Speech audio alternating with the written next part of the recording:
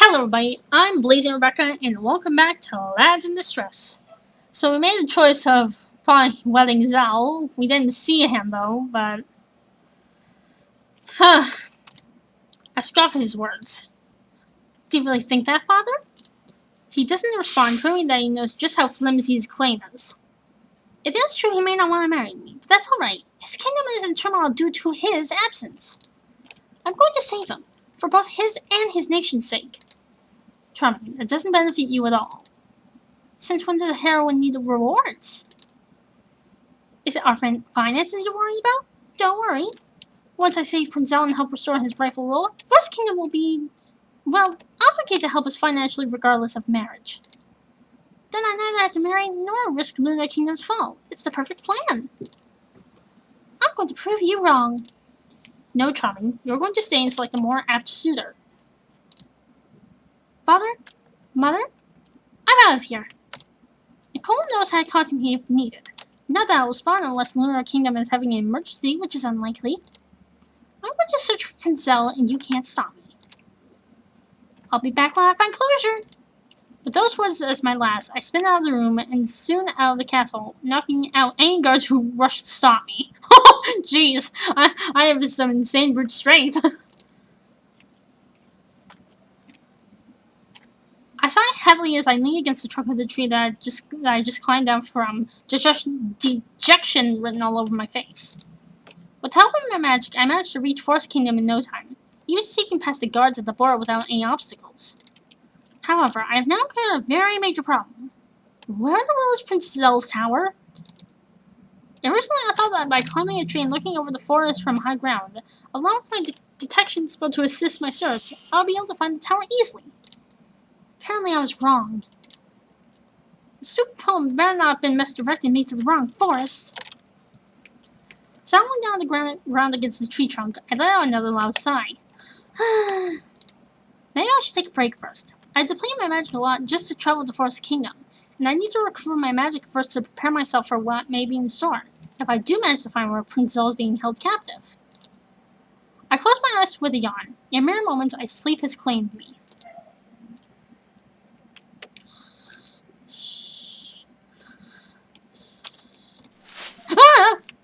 I jerk away at the sudden sound of rustling leaves and the distinct sound of a branch snapping.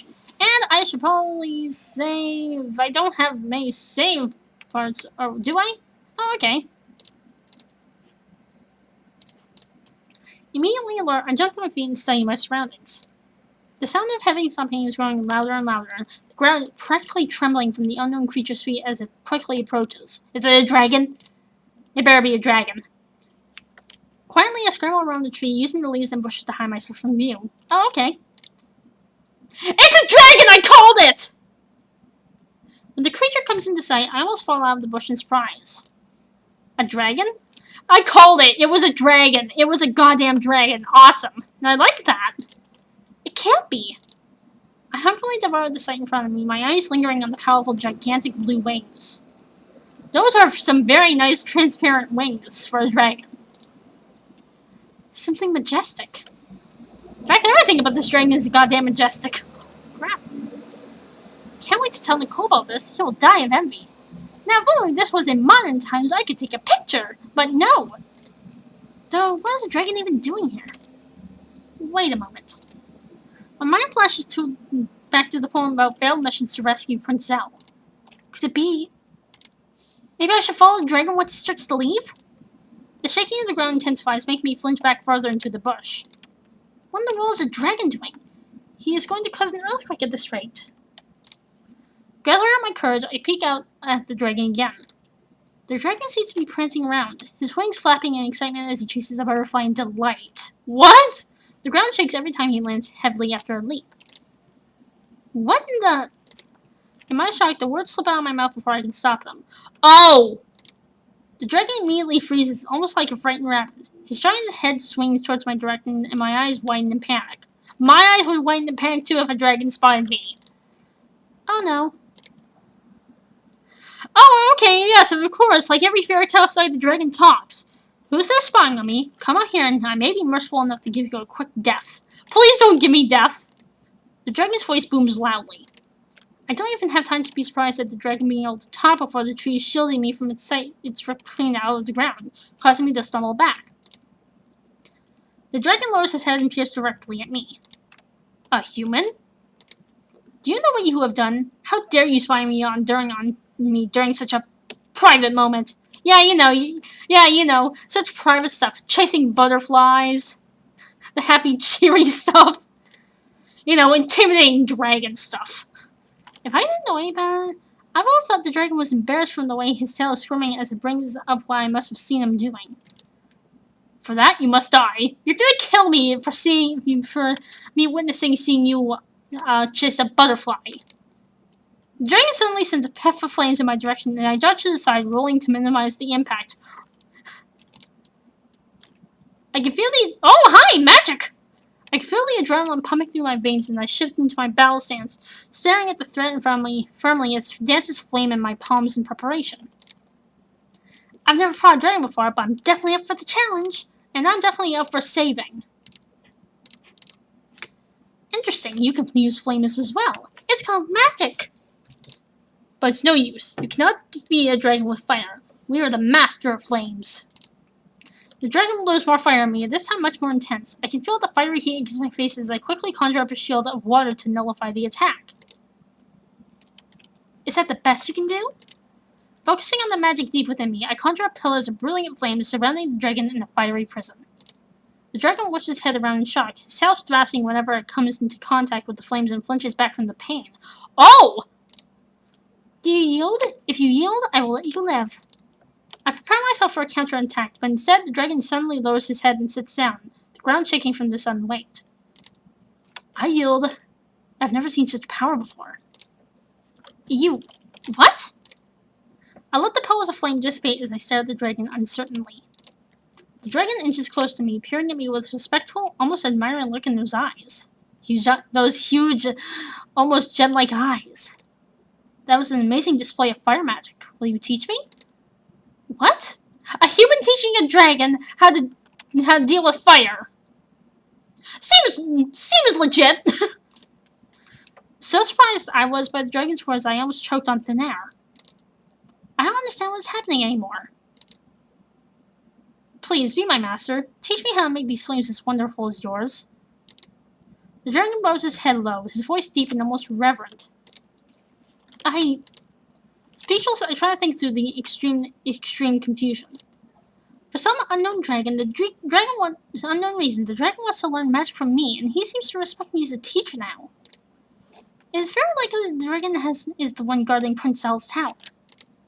If I can get the dragon to lead me to the tower... Alright, I will teach you all I know. Really? The dragon leaps up in childish excitement, almost trampling me to death if it weren't for my quick reflexes. Yeah, just be careful, don't crush me! Oops, I'm sorry. Don't worry about it, but don't you think this forest is too small for our lessons? After all, I don't want to be crushed under your feet, or accidentally set the forest on fire. Yes, you are absolutely right, teacher. I'm now a teacher to a dragon.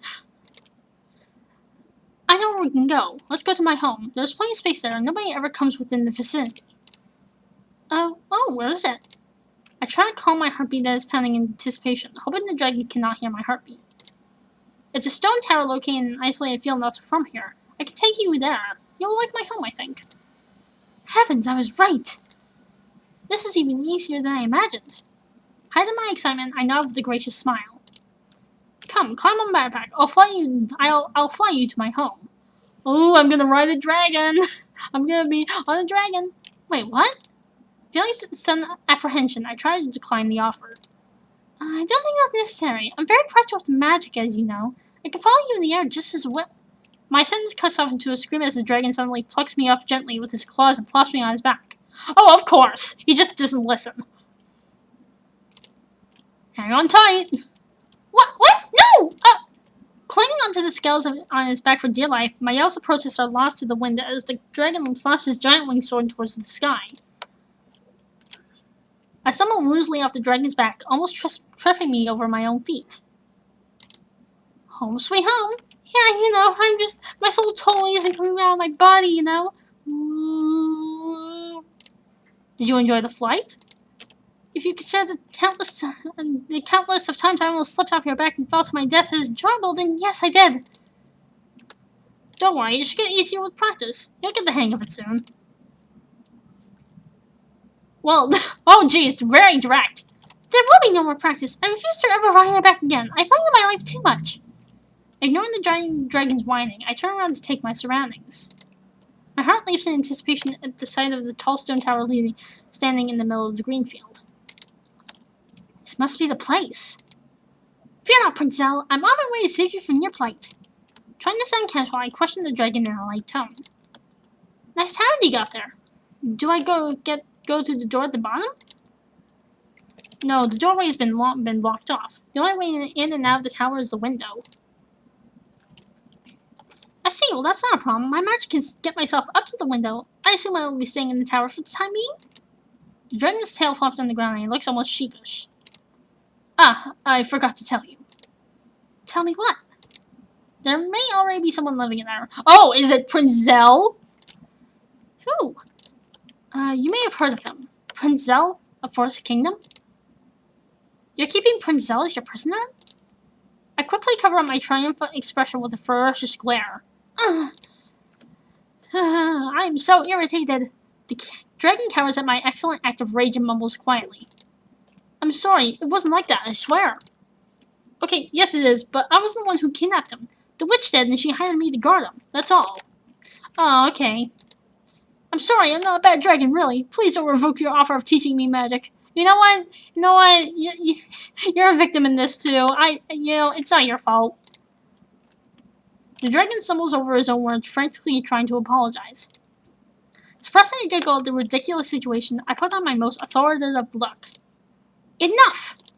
I will go and check on Prince Zell right now to make sure he is unhurt. If anything has happened to him... The dragon winces and nods compliantly in my menacing glare. Fly away for now. The prince may not confide in me about his injuries if he sees you around and he realizes we're allies. Yes, teacher. The dragon shoots me one last apologetic, downcast gaze before taking flight, soon disappearing in the distance. Bye. Convinced the dragon will not interfere in my rescue attempts, I call out my magic and levitate myself up to the small window of the tower. Time to rescue Prince Zell! I wonder what history books will refer to me as for this heroic rescue. I cackle in delight at the thought. Well, let's just get up to the tower first. Wow! I climb into the room, huffing from the physical exertion and the spent energy from the magic used. Ugh. This tower is much taller than it looks. I heard a frightened squeak behind me, and I roll around to see someone cowering in a corner behind the table. Zell? Oh! He's like, oh no, he looks actually horrified. The person seems to be trembling, but their face is so well hidden behind the curtain of beautiful, long, blonde locks that I can't make out the expression. It looks like the expression of horror. Don't hurt me! You must be Prince Zell. He lifts his head up and peeks at me, fear in his eyes. Prince Zell? I approach him cautiously, raising both my hands up to show that I mean no harm. Zell throws out an arm to stop me from advancing. No! Don't come any closer! I know it's you, you evil witch! Your beautiful disguise cannot fool me! Wow! What kind of disguise has this witch put on to keep him here to be that scared?